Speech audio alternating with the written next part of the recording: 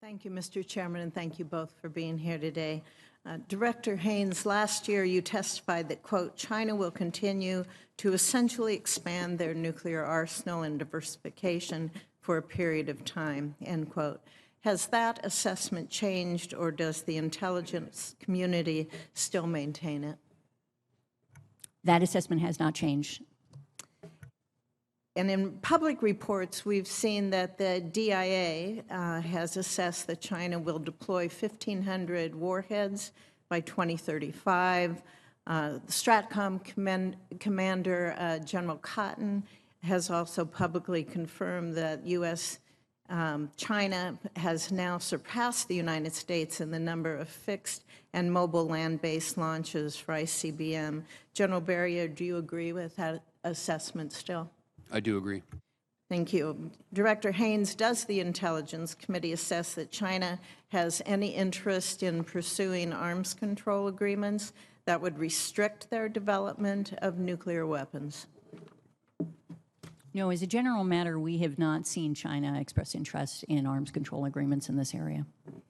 And General Berrier, we've seen reports that Russia is providing China with plutonium for Chinese fast breeder reactors. In fact, it was reported by a UK think tank. They noted that between September and December of 2022, Russia provided 7 times more highly enriched uranium to China than the United States and the International Atomic Energy Agency have secured over the past 30 years. What are the implications of that increased level of cooperation of their nuclear programs? The layers of cooperation between China and Russia go very, very deep. I cannot speak to the specifics of the uranium aspect of that, if true. It's an acceleration of programs and development and technology transfer. And Director Haines, do you have anything to add to that? No.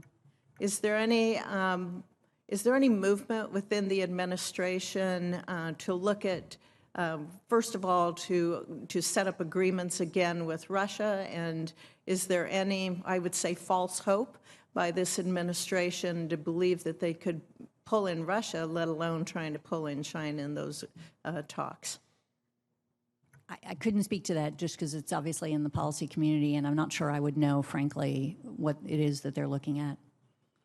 Okay, thank you. Also, Director Haines, looking at Afghanistan, do you assess that ISIS-K still seeks to conduct external operations against the United States, our forces, and our allies and partners? Yes. Do you agree with the assessment that we had in March from General Kurilla about how long it would take ISIS-K to generate the capability to conduct external operations? He told us at that time that any operation between or against the United States and Western interests abroad could happen within 6 months with little or no warning. Would you agree with that? I'd have to take that back, to be honest. There's been a number of developments even since General Kurilla apparently testified on this issue of taking out key external ops folks within ISIS-K, and I think that might affect the timeline. But I'm happy to take that for the record. Do you feel that we've lost information gathering capabilities and also CT operations in Afghanistan since our withdrawal? We certainly, the intelligence community has been clear about the fact that we are not able to collect as much information today as we were, obviously, when the troops were in Afghanistan. How would you, I guess, rate the amount of intelligence that we are able to gather in Afghanistan? Because it's my understanding our CT operations are basically nil. We are looking at hardly anybody on the ground to be able to help.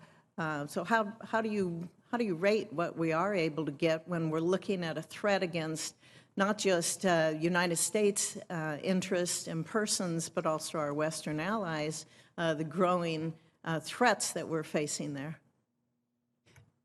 To be specific, we'd have to do this, I think, in closed session. But as a general matter, what we've sought to do is to try to trying to think how to do this in an unclassified way, but develop enough collection opportunities so that we can monitor the threat. It is definitely, as you indicated, degraded from what we had previously, and we can discuss the details in closed session. Thank you. Thank you, Mr. Chairman.